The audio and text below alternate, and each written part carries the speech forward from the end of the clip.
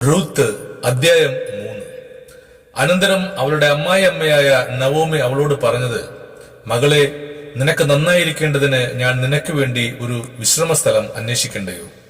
നീ ചേർന്നിരുന്ന ബാല്യക്കാരത്തികളുടെ യജമാനായ ബോവാസ് നമ്മുടെ ചാർച്ചക്കാരനല്ലയോ? അവൻ ഇന്ന് രാത്രി കളത്തിൽ യവം തൂറ്റുന്നു. ആകയാൽ നീ കുളിച്ച് തൈലം പൂശി വസ്ത്രം ധരിച്ച് കളത്തിൽ ചെല്ലുക. അയാൾ തിന്ന് കുടിച്ച് കഴിയും വരെ നിന്നെ കാണരുത്.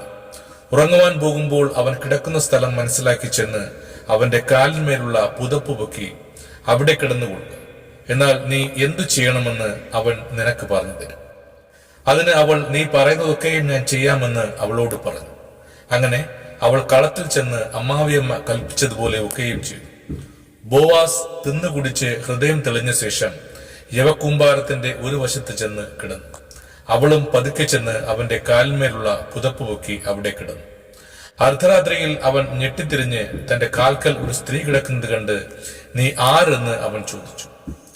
ഞാൻ നിന്റെ ദാസിയായ രൂത്ത്, നിന്റെ പുതപ്പ് അടിയന്റെ മേൽ ഇടണമേ, നീ വീണ്ടെടുപ്പുകാരനല്ലോ എന്ന് അവൾ പറഞ്ഞു. അതിന് അവൻ പറഞ്ഞത്, മകളെ, നീ യഹോവയാൽ അനുഗ്രഹിക്കപ്പെട്ടവൾ. ദരിദ്രന്മാരോ ധനവാന്മാരോ ആയ ബാല്യക്കാരെ നീ പിന്തുടരാതിരിക്കയാൽ ആദ്യത്തേതിൽ അധികം ദയ ഒടുവിൽ കാണിച്ചിരിക്കുന്നു. ആകയാൽ മകളെ, നീ ഭയപ്പെടേണ്ട. നീ ചോദിക്കുന്നതൊക്കെയും ഞാൻ ചെയ്തു തരാം. നീ ഉത്തമ സ്ത്രീ എന്ന് എന്റെ ജനമായ പട്ടണക്കാർക്ക് എല്ലാവർക്കും അറിയാം. ഞാൻ നിന്റെ വീണ്ടെടുപ്പുകാരൻ എന്നത് സത്യം തന്നെ. എങ്കിലും എന്നെക്കാൾ അടുത്ത ഒരു വീണ്ടെടുപ്പുകാരൻ ഉണ്ട്. ഈ രാത്രി താമസിക്ക. നാളെ അവൻ നിനക്ക് വീണ്ടെടുപ്പുകാരന്റെ മുറ നിവർത്തിച്ചാൽ കൊള്ളാം. അവൻ നിവർത്തിക്കട്ടെ.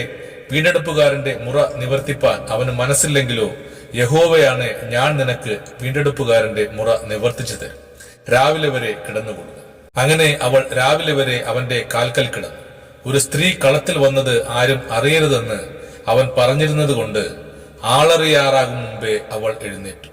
നീ ധരിച്ചിരിക്കുന്ന പുതപ്പ് കൊണ്ടുവന്ന് പിടിക്ക എന്ന് അവൻ പറഞ്ഞു. അവൾ അത് പിടിച്ചപ്പോൾ അവൻ 6 അടങ്ങഴി യവം അതിൽ അളന്നു കൊടുത്തു. അവൾ പട്ടണത്തിലേക്ക് പോയി.